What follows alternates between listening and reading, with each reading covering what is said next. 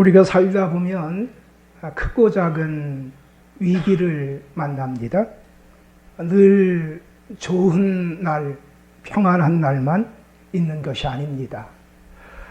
오히려 끊임없이 위기라고 하는 파도가 밀려옵니다. 나의 실수로 인한 파도이든지 다른 사람의 실수로 인한 파도이든지 그 파도가 밀려옵니다. 때로는 물질의 파도, 건강의 파도, 가족의 파도, 인간관계의 파도가 밀려옵니다. 그런데 어떤 사람은 파도에 휩쓸려서 어려움을 겪는 사람도 있습니다. 근데 반면에 어떤 사람은 우리가 방금 전에 영상을 통해서 본 것과 같이 바다에서 서핑보드를 가지고 파도 타게 하는 선수처럼 그 위기의 파도를 멋지고 아름답게 넘기기도 합니다. 여기서 우리가 알 수 있는 것이 있습니다. 어떻게 하면 위기의 파도를 만나지 않을까라고 생각할 것이 아니라 어떻게 하면 위기의 파도를 멋지고 아름답게 극복할까라고 생각하는 것이 지혜롭다라고 하는 것입니다. 저는 오늘 본문을 중심으로 어떻게 하면 끊임없이 밀려오는 위기의 파도 극복할 수 있는가라고 하는 것에 대하여서 함께 생각하며 은혜를 나누길 원합니다. 본문에 보게 되면 야곱이라고 하는 사람이 등장합니다. 이 야곱이라고 하는 사람이 자신의 힘과 능력으로는 극복할 수 없는 거대한 파도를 만나게 됩니다. 그 파도는 자녀로 인한 파도입니다. 어떻게 보면 물질의 파도보다 더 가슴 아프고 힘든 것이 자녀로 인한 파도입니다. 하나밖에 없는 외동딸이 강간을 당하는 참으로 아픈 일을 겪게 됩니다. 그거 한 가지만 해도 감당할 수 없는데, 근데 자신의 두 아들이 그 사건으로 말미암아서 보복살인을 합니다. 그 보복살인을 한 결과로 말미암아 자신의 온 가족이 주변에 있는 사람들에 의하여 죽임을 당할 위기에 봉착하게 되었습니다. 그때 야곱은 그 위기의 모습을 이렇게 이야기합니다. 너희가 내게 화를 끼쳐 나로 하여금 이 땅의 주민 곧 가나안 족속과 브리스 족속에게 악취를 내게 하였도다. 나는 수가 적은즉 그들이 모여 나를 치고 나를 죽이리니 그러면 나와 내 집이 멸망하리라. 온 가족이 멸망할 것과 같은 파도. 그는 이 파도 앞에서 무기력해 있습니다. 낙담하고 있습니다. 두려움과 공포와 원망 가운데만 있습니다. 그 자신과 그의 가족 그 누구에게도 이 파도의 문제를 해결할 사람은 아무도 없습니다. 이 파도 앞에서 어떻게 해야겠습니까? 그런데 이 파도 앞에서 하나님이 개입을 하시는 겁니다. 하나님이 그를 찾아와 주셨습니다. 그리고 이 파도의 문제를 극복할 수 있도록 도와주셨습니다. 사랑하는 여러분, 여러분에게는 어떤 파도가 있습니까? 혹시 그 파도 앞에서 두려워하고 또 낙담하고 좌절하고 원망하고 있지는 않습니까? 오늘 야곱을 찾아와 주신 하나님이 우리 모두를 이 시간에 찾아와 주시게 되기를 축복합니다. 그리고 그 파도를 극복할 수 있는, 파도를 멋지게 서핑할 수 있는 놀라운 능력과 지혜와 은혜를 주시게 되기를 축복합니다. 우리 같이 함께 1절 말씀 다 같이 함께 합독하겠습니다. 시작. 하나님이 야곱에게 이르시되 일어나 베델로 올라가서 거기 거주하며 내가 내 형 에서의 낯을 피하여 도망하던 때에 내게 나타났다. 아멘. 1절에 보게 되니까 한 절에 동사가 4개가 등장합니다. 일어나라, 올라가라, 거주해라, 싸우라 라고 하는 동사가 4개나 있습니다. 그만큼 상황이 급박하다라고 하는 것입니다. 그래서 하나님께서는 이 야곱에게 동사를 4개를 동원하여서 그렇게 말씀하고 있습니다. 그 동사들의 의미를 먼저 살펴봤으면 좋겠습니다. 일어나라 라고 그렇게 말씀하고 있습니다. 이 의미는 낙심의 자리, 두려움의 자리, 공포의 자리에서 일어나라 라고 하는 의미가 될 수도 있습니다. 또한 지금 내가 거하고 있는 그 자리에서 일어나라.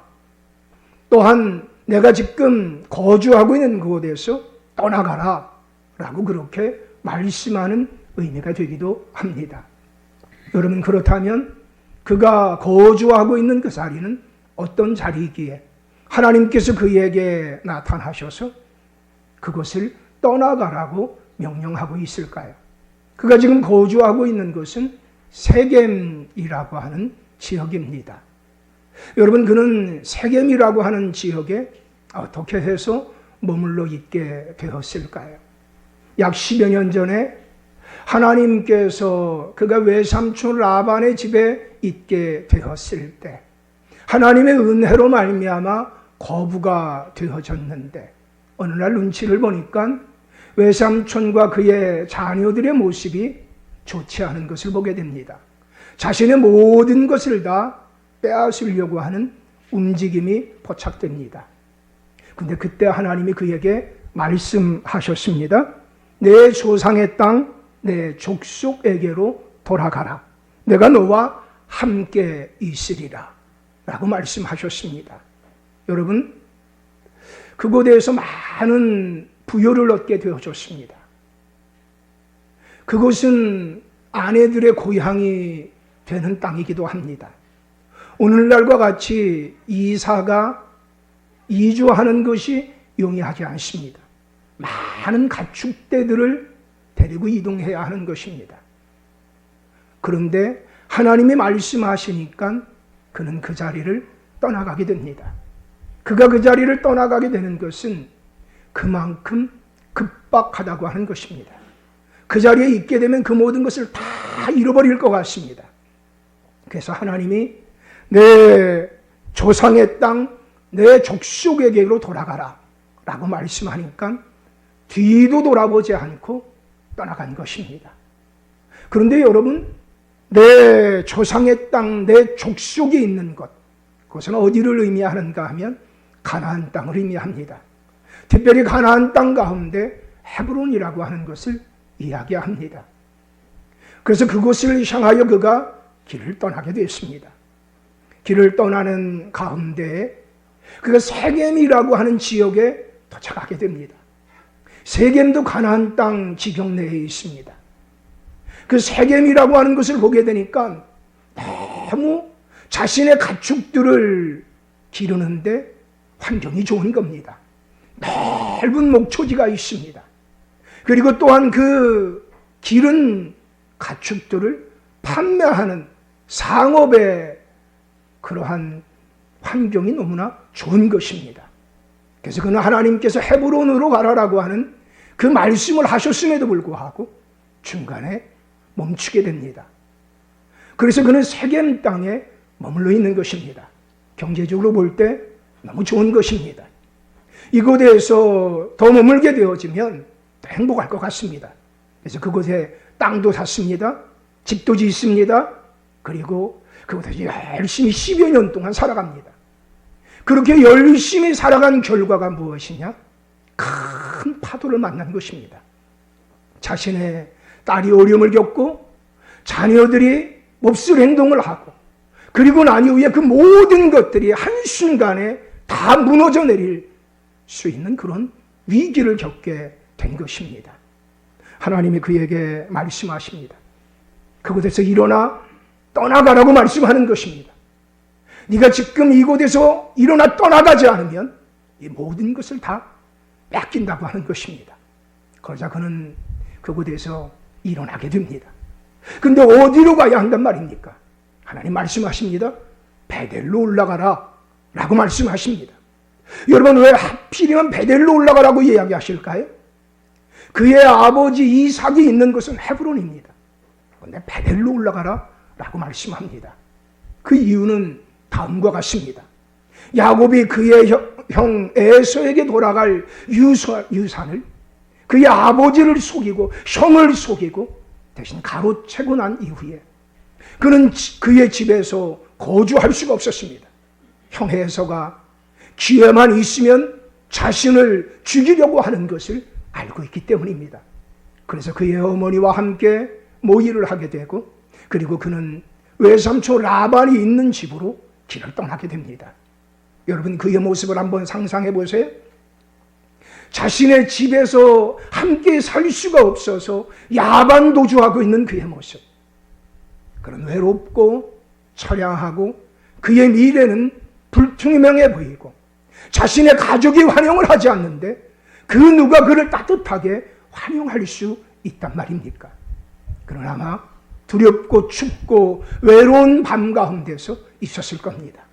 그런데 그때 베델이라고 하는 지역에서 그가 돌을 메고 잠을 자고 있는데 갑자기 하늘의 문이 열립니다.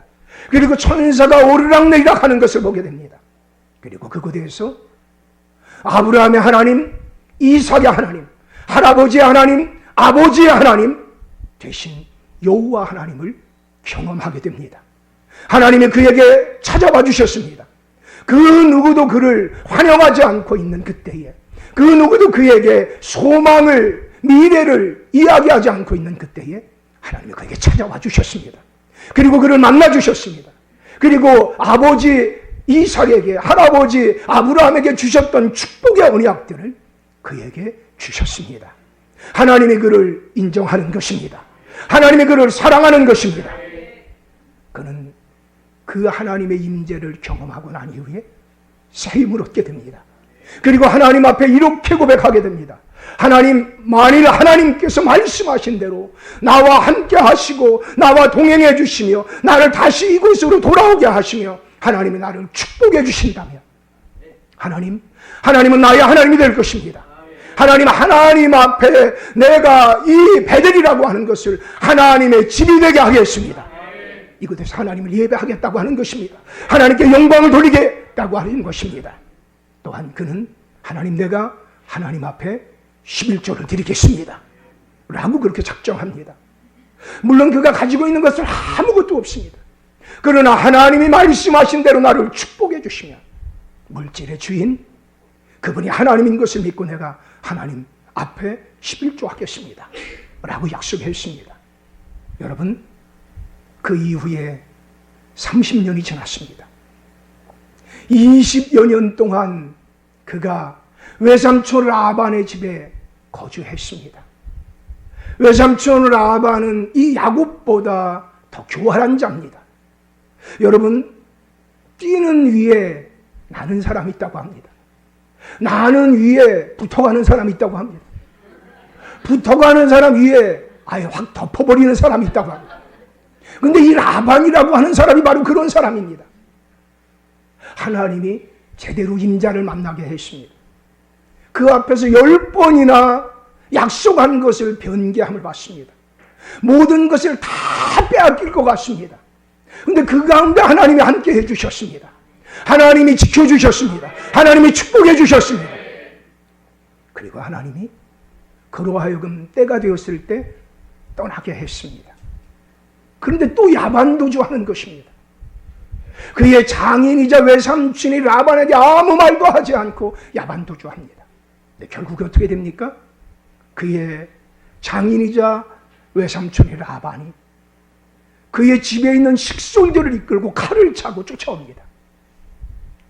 그가 또 모든 걸 다 빼앗길 위기에 내고 몰리게 됐습니다. 그런데 하나님이 개입해 주셨습니다. 라반아, 너는 선악간의 야곱에게 아무 말도 하지 마라. 그래서 그는 야곱에게 아무 말도 할 수 없었습니다. 여러분, 하나님이 그를 그렇게 보호해 주신 겁니다. 그리고 이제 가나안 땅 목전에 이르게 되어졌을 때, 그때 그의 귓가에 소식이 들려옵니다.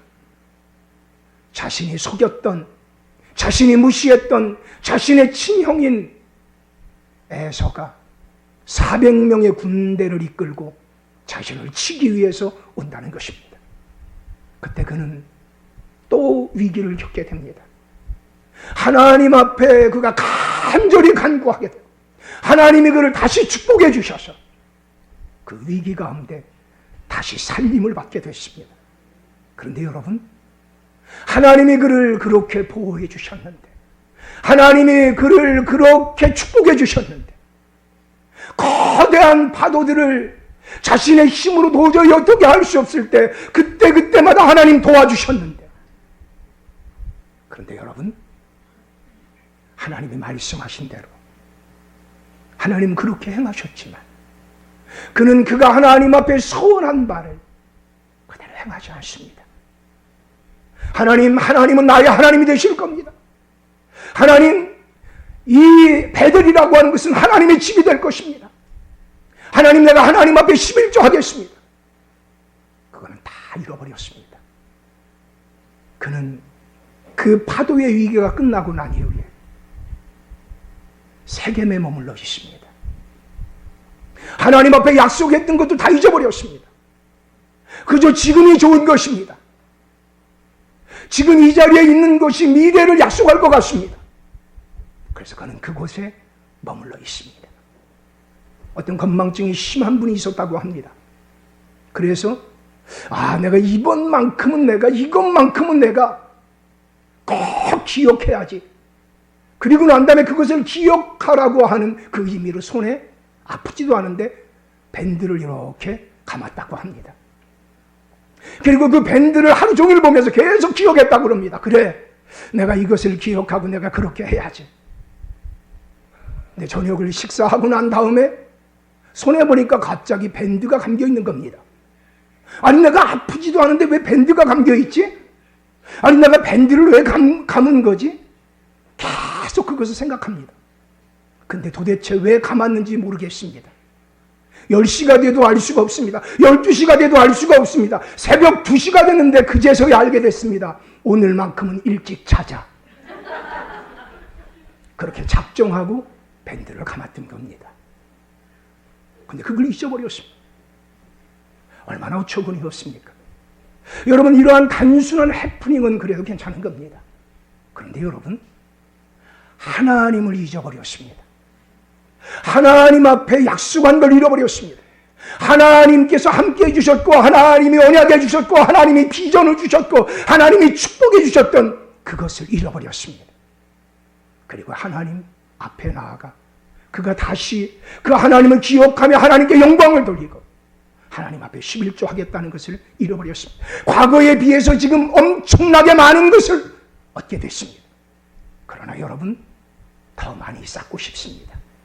더 많이 움켜잡고 싶습니다. 그래서 그는 하나님 앞에 온전히 나가지 않고 있는 겁니다. 그래서 하나님이 그에게 이야기하시는 겁니다. 야곱아, 너는 베델로 올라가라. 야곱아, 너는 내 자리에서 일어나라. 너는 이제 세겜과 분리되라. 너는 환경만 의지하고 네가 살려고 하지 마라. 축복해 주는 것은 오직 나 하나님 되신다. 그러니 네 약속했던 약속의 장소로 너는 올라가라라고 말씀하는 겁니다. 그리고 그곳에 올라가서 거주하라고 말씀합니다. 그곳에 계속 거하라고 하는 것입니다. 다시 신앙이 떨어진 모습으로, 연약해진 모습으로, 뒤로 물러간 모습으로 거하지 말고 계속 내 앞에 거주하라고 하는 것입니다. 그리고 그는 그곳에서 예배하라고 하는 것입니다. 여러분, 하나님은 마땅히 우리를 통하여 예배받기에 합당한 분 되시는 줄로 믿습니다. 하나님은 이 위기를 당하고 있는 거대한 파도 앞에 어떻게 할 수 없어 하는 그 야곱에게, 얘야, 일어나라, 올라가라, 그곳에 가서 거주해라, 너는 그곳에서 예배하라 라고 말씀합니다.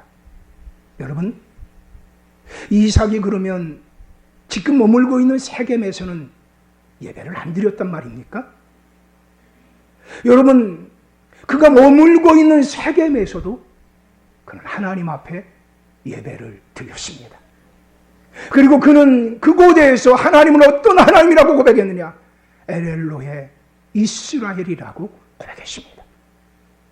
엘엘로의 이스라엘이라고 하는 이 고백은 이스라엘의 하나님이라고 하는 고백입니다. 여러분, 야곱이 이름이 바뀌어서 10년 전에 이스라엘로 바뀌었습니다. 그리고 그는 그 이스라엘이라고 하는 그 이름을 사용하고 있는 겁니다. 하나님은 나의 하나님입니다 라고 고백하고 있는 겁니다. 근데 여러분, 하나님이 그의 예배를 받지 않으셨습니다. 여러분, 하나님이 받으시는 예배가 있고 받지 않는 예배가 있습니다. 하나님 앞에 불순종하면서 세겜에 머물러 있으면서 환경과 적당히 타협하면서 하나님도 섬기고 내가 환경도 의지하며 살아가는 것, 하나님은 그 예배를 받지 않으십니다. 아무리 하나님은 나의 하나님입니다, 나의 하나님입니다 그렇게 외친다 할지라도 하나님은 그 예배를 받지 않으셨습니다. 하나님은 그에게 하나님만 의지할 수 있는 것으로 나아가라고 하는 것입니다.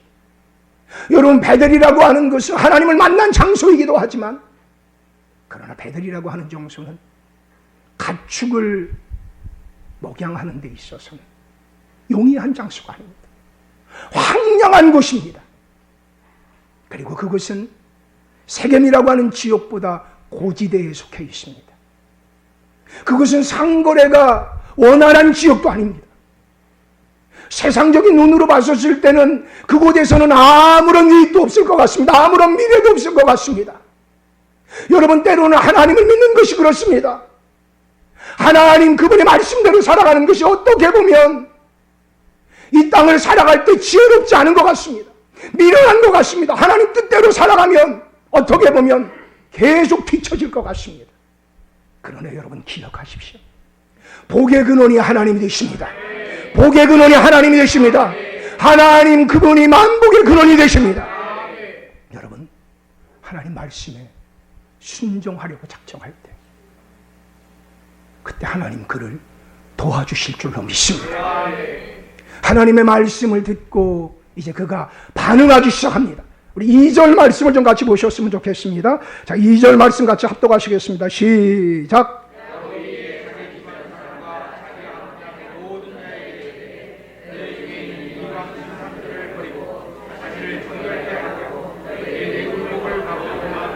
아멘. 여러분, 야곱이 하나님을 섬기는 사람입니다. 야곱과 하나님이 함께 하셨던 것들을 그의 가족들이 다 경험했습니다. 근데 이게 웬일입니까? 그의 가족들 가운데 우상을 섬기고 있는 자들이 있습니다. 여러분, 이게 웬일입니까? 야곱이 하나님의 사람인데 야곱의 위기의 때에 그 모든 가족들이 기억할 만한 하나님의 개입하심이 있었는데 그의 가족들은 하나님을 섬기지 않고 있는 겁니다. 우상을 섬기고 있는 겁니다. 자신이 가장 사랑했던 라헬이라고 하는 여인은 드라빔 우상을 섬기고 있습니다. 여러분, 우리가 영적인 것에 힘쓰고 애쓰지 않으면 한쪽은 다 무너져 내립니다. 하나님이 우리를 통하여서 그 가족 공동체가 구원받기를 원하시는데,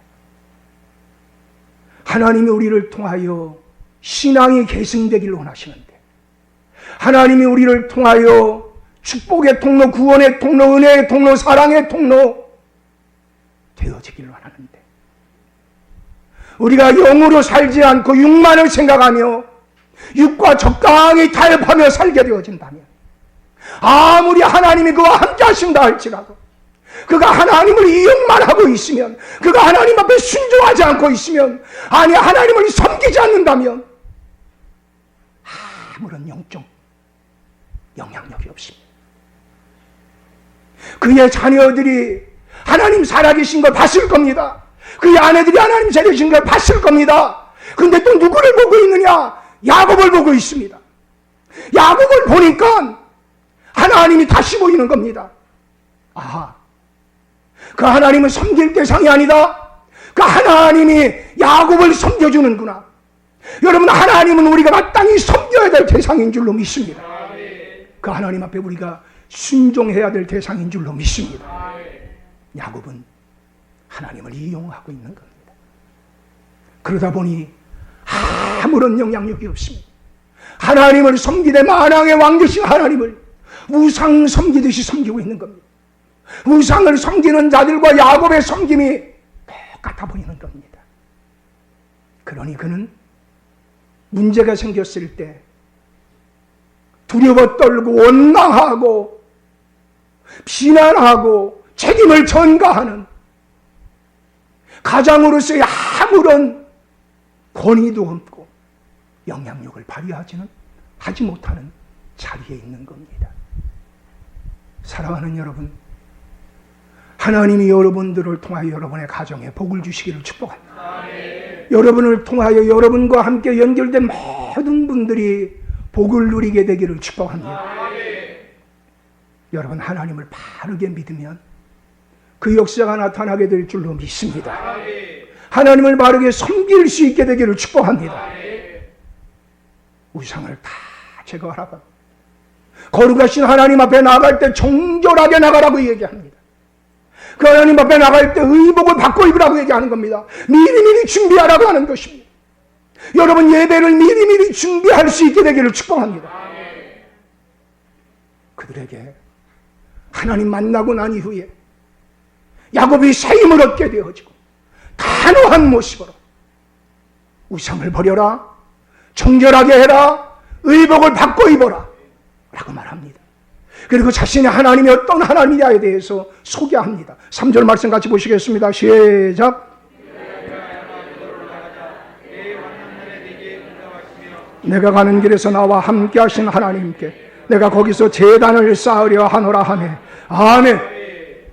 그가 알고 있는 하나님, 환난날에 응답하신 하나님, 나와 언제나 함께 하신 하나님, 부족하고 연약한 모습, 넘어지고 쓰러진 그러나 부끄러운 모습이지만 그러나 하나님은 그와 언제나 함께 하셨다고 합니다.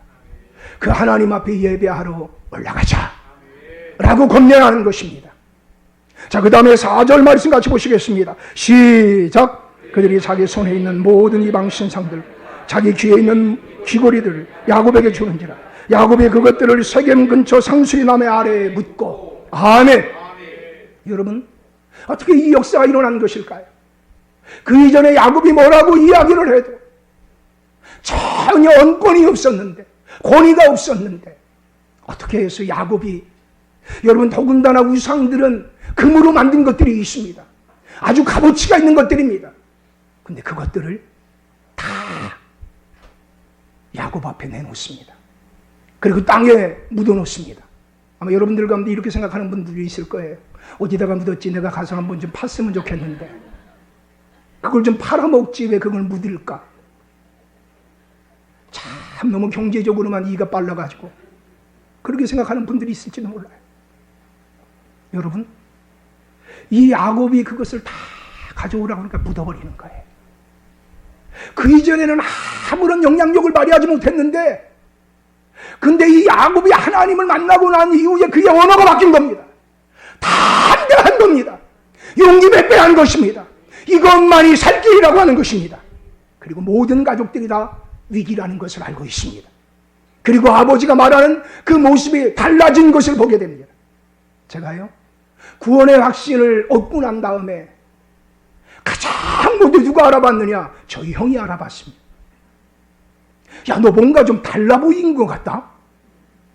여러분, 저는 고등학교 1학년 수련회에 참석했는데, 수련회에 참석해서 같이 한밤에 막 기도하는데 하나님이 그때 저의 기도의 문을 열어주셨어요. 밤새 그때 기도하게 하나님 하셨어요. 그 이전에는요, 5분 기도하는 것도 힘들었는데 하나님이 그때 저를 만나주시니까 계속 기도하게 됐어요. 그리고 나중에 군대에서 제대하고 난 이후에 또 한 수련회에 참여했는데 그때 하나님이 저에게 구원의 확신을 갖게 해주셔서 하나님의 말씀이 믿겨지게 되어졌고 나의 인생의 방향이 어느 곳으로 달려가야 할지를 명확하게 알게 되어졌어요. 사랑하는 여러분, 하나님을 만날 만한 기회 때에 하나님을 만날 수 있는 은혜가 있게 되기를 축복합니다. 여러분, 어떤 사람은 베델로 올라가라고 이야기하는데 이 베델은 하나님을 만난 장소인데, 하나님이 그에게 비전을 주신 장소인데, 하나님이 그에게 언약을 주신 장소인데, 하나님이 그를 사랑해 주신 장소인데, 인생에 단 한 번도 베델이 없는 분이 있어요. 하나님 만난 경험이 없는 분이 있어요. 여러분, 어떤 분은 부모가 돼서 자녀들에게 아무런 영향력이 없어요. 영적 영향력이 없어요.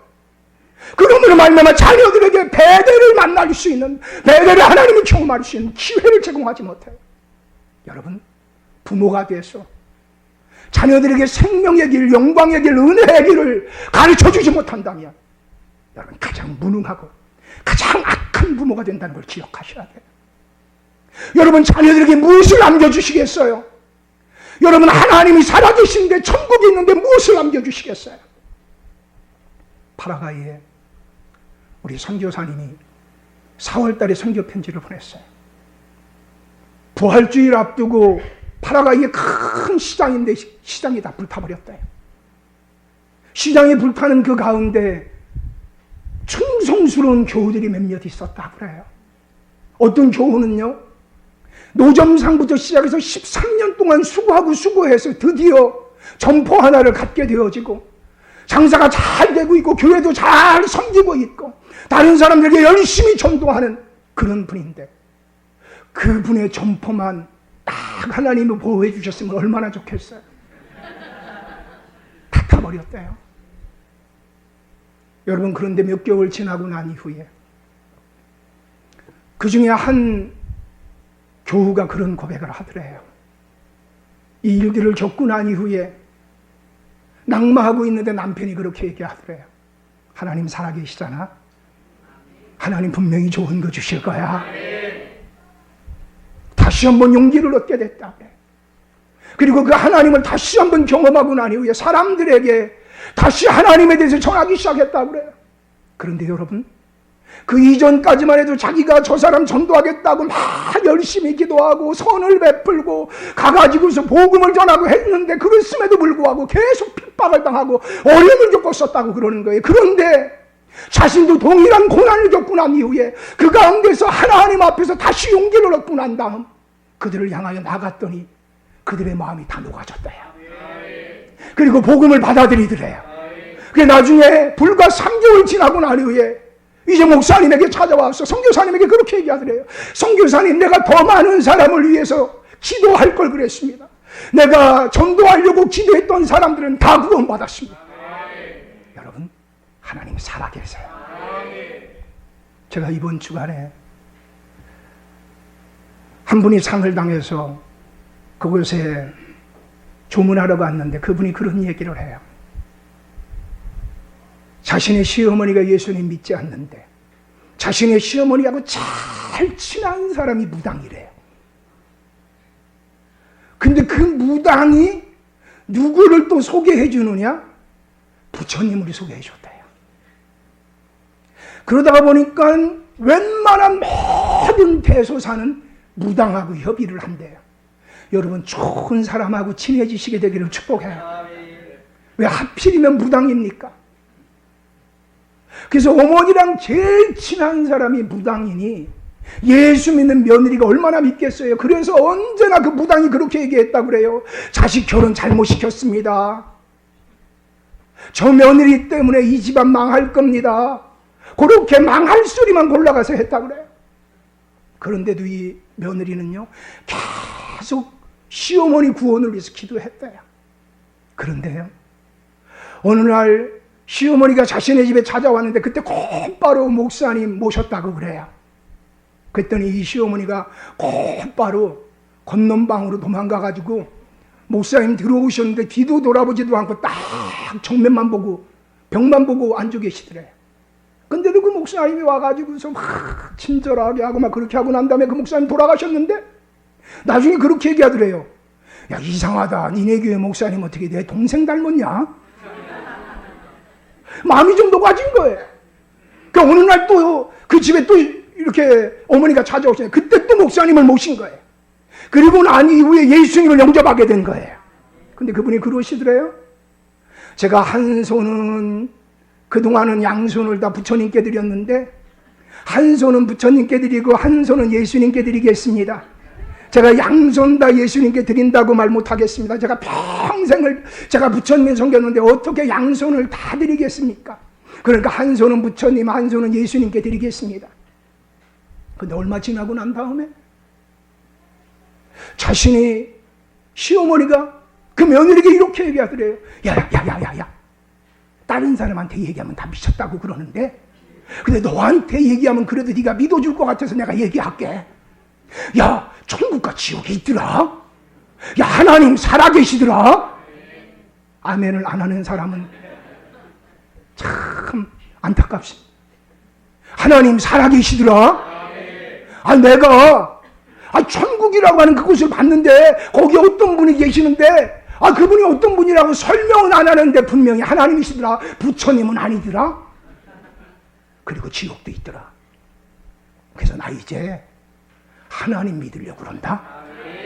근데 신기한 일은요, 그렇게 천국과 지옥을 경험하고 난 이후에 그 무당, 그 친한 친구하고 대판 싸우고 난 다음에 확 갈라져 버렸대. 할렐루야. 그리고 난 이후에 이 어머니가 천국에 대한 확신을 갖고 그리고 하나님 나라 가신 거예요. 사랑하는 여러분, 하나님이 살아계세요. 천국이 있어요. 여러분, 그 모든 걸 다 묻어버리게 하고 그리고 난 이후에 베델로 올라가는 거예요. 여러분, 혹시 여러분들이 과거에 만났던 하나님, 과거에 하나님과 아름다웠던 추억이 있었던가, 그거 지금 잊고 살고 있지는 않으세요? 혹시 여러분 가운데 단 한 번도 하나님의 살아계심을 경험하지 못한 분, 혹시 이 자리에 있진 않으세요? 여러분, 그렇다면 이 여름에 그 하나님 만나기 위해서 간절히 사모하는 시간 갖게 되기를 축복해요. 특별히 수련회가 있으면요, 길을 쓰고라도 좀 가세요. 길을 쓰고라도 가세요. 하나님이 사모하는 심령에게 좋은 걸 주세요.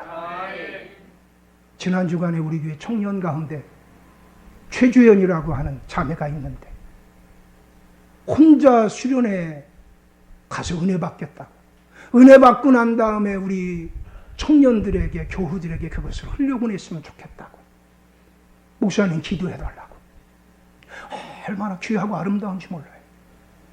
여러분, 하나님은요, 하나님을 가까이 하는 자를 가까이 해주세요. 여러분, 하나님께 가까이 나가는 은혜가 있게 되길 축복해요. 여러분, 달려갈 방향이 어딘지도 모르는데 죽어라고 열심히 가봤자 어디를 가겠어요? 여러분, 여러분의 달려갈 방향이 어디예요? 무엇 때문에 오늘 그렇게 열심히 사는 거예요? 방향을 알지 못하면 여러분 다 헛된 거예요. 사랑하는 여러분, 이 야곱이 온 가족과 함께 이제 하나님을 예배하러 가기로 집중을 하고 이제 베델을 향해 올라갑니다. 그랬더니 어떤 역사가 일어났을까요? 자, 우리 같이 함께 5절 말씀 같이 한번 보시겠어요? 시작.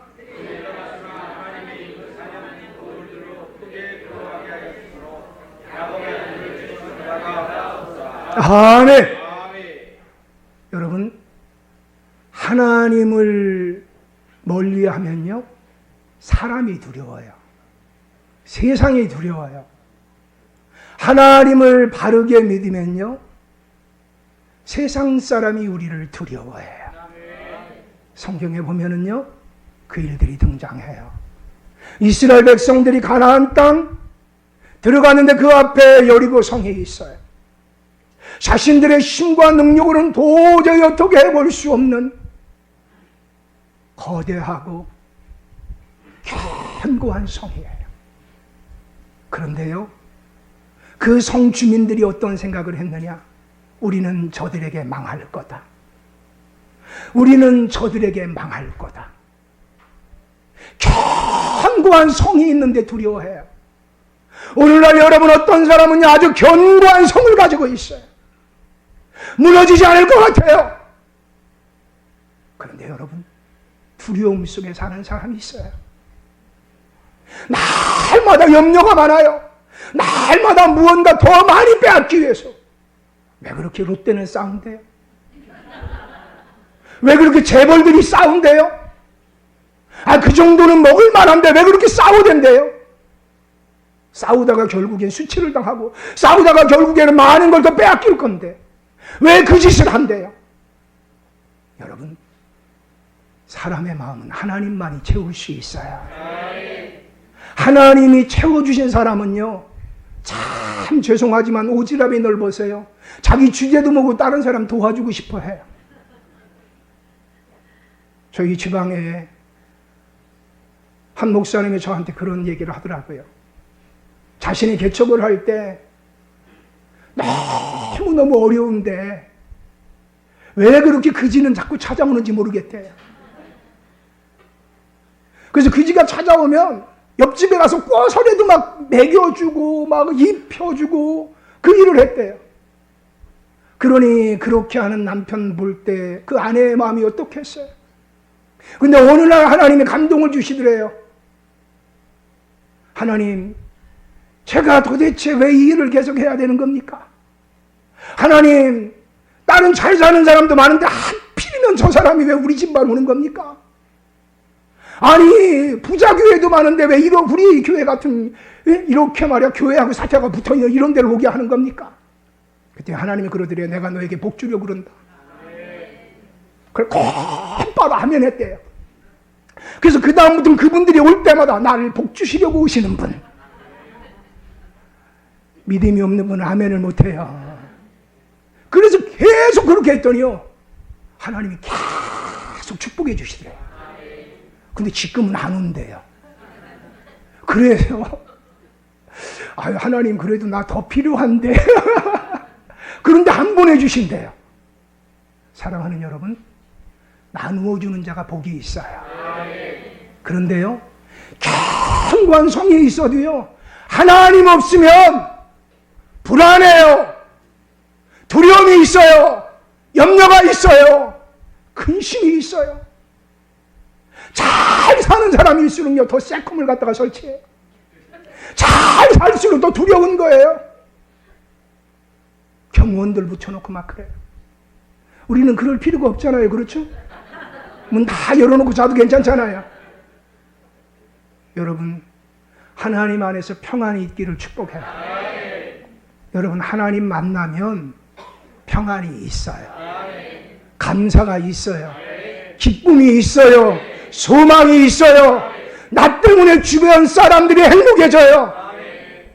여러분, 야곱은 그동안 주변 사람들을 행복하게 하지 못했어요. 하나님 만났지만 하나님 앞에 온전히 순종하지 않다가 보니까 계속 두려움의 일생이에요. 여러분, 아까 그 서핑했던 자매 있죠?